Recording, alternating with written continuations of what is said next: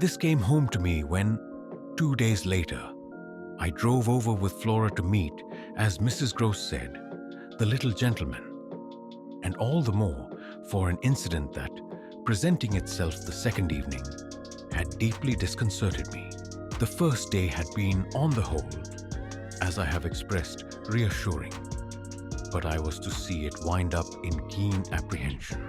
The post bag, that evening, it came late, contained a letter for me, which, however, in the hand of my employer, I found to be composed but of a few words enclosing another, addressed to himself, with the seal still unbroken. This I recognize is from the headmaster, and the headmaster's an awful bore. Read him, please, deal with him, but mind you don't report, not a word. I'm off. I broke the seal with a great effort, so great a one that I was a long time coming to it. Took the unopened missive at last up to my room and only attacked it just before going to bed. I had better have let it wait till morning, for it gave me a second sleepless night, with no counsel to take. The next day I was full of distress, and it finally got so the better of me that I determined to open myself at least to Mrs. Gross. What does it mean? The child's dismissed his school. She gave me a look that I remarked at the moment, then visibly, with a quick blankness, seemed to try to take it back. But aren't they all? Sent home, yes, but only for the holidays. Miles may never go back at all. Consciously, under my attention, she reddened. They won't take him? They absolutely decline. At this she raised her eyes, which she had turned from me. I saw them filled with good tears. What has he done? I hesitated. Then I judged best simply to hand her my letter, which, however, had the effect of making her, without taking it, simply put her hands behind her. She shook her head sadly. Such things are not for me, miss. My counselor couldn't read. I winced at my mistake, which I attenuated as I could, and opened my letter again to repeat it to her. Then, faltering in the act and folding it up once more, I put it back in my pocket. Is he really bad? The tears were still in her eyes. Do the gentlemen say so? They go into no particulars. They simply express their regret that it should be impossible to keep him. That can have only one meaning. Mrs. Gross listened with dumb emotion. She forbore to ask me what this meaning might be, so that, presently, to put the thing with some coherence, and with the mere aid of her presence to my own mind, I went on. That he's an injury to the others. At this, with one of the quick turns of simple folk, she suddenly flamed up. Master Miles? Him an injury? There was such a flood of good faith in it that, though I had not yet seen the child, my very fears made me jump to the absurdity of the idea.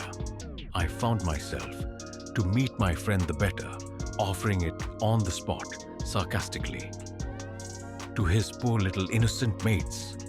It's too dreadful, cried Mrs. Gross, to say such cruel things. Why, he's scarce 10 years old. Yes, it would be incredible. She was evidently grateful for such a profession. See him, miss, first, then believe it. I felt forthwith a new impatience to see him. It was the beginning of a curiosity that, for all the next hours, was to deepen almost to pain.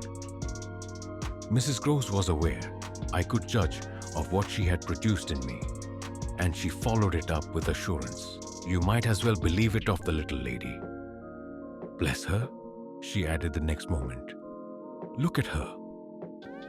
I turned and saw that Flora, whom, 10 minutes before, I had established in the schoolroom with a sheet of white paper, a pencil, and a copy of nice round O's, now presented herself to view at the open door.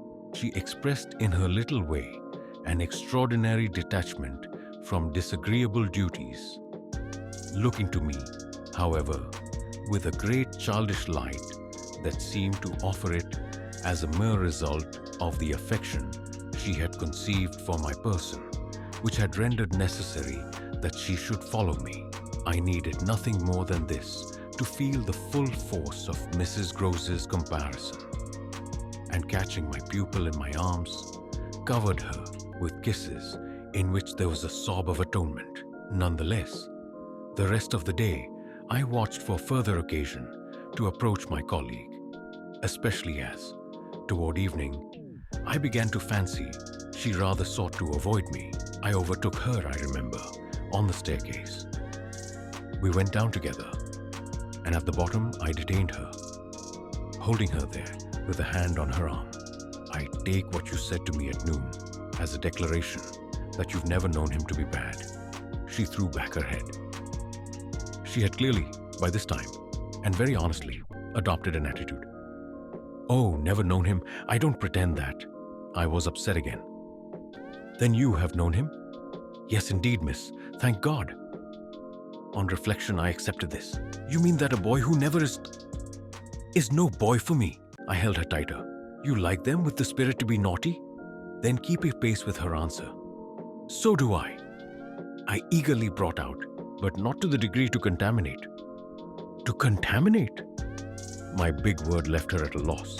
I explained it. To corrupt. She stared, taking my meaning in, but it produced in her an odd laugh. Are you afraid he'll corrupt you? She put the question with such a fine, bold humor that, with a laugh, a little silly doubtless, to match her own, I gave way for the time to the apprehension of ridicule.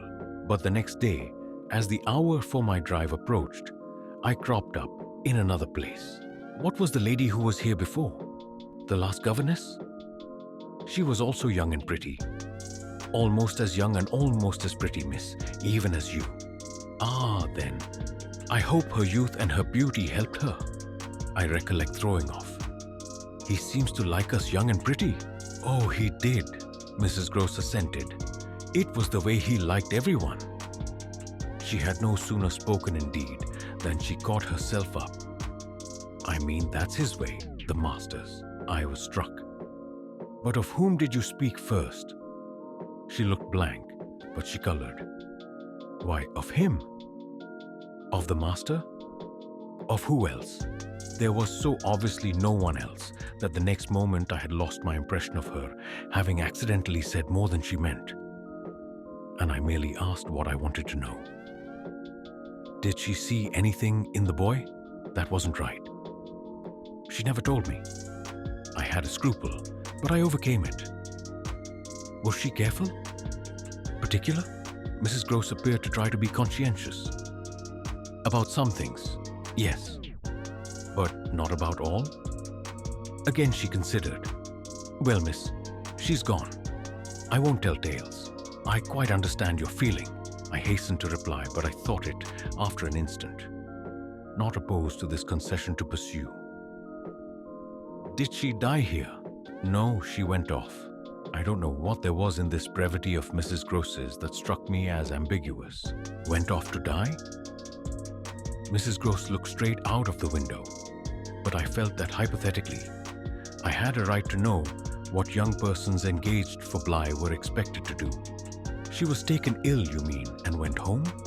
She was not taken ill so far as appeared in this house. She left it at the end of the year to go home, as she said, for a short holiday, to which the time she had put in had certainly given her a right.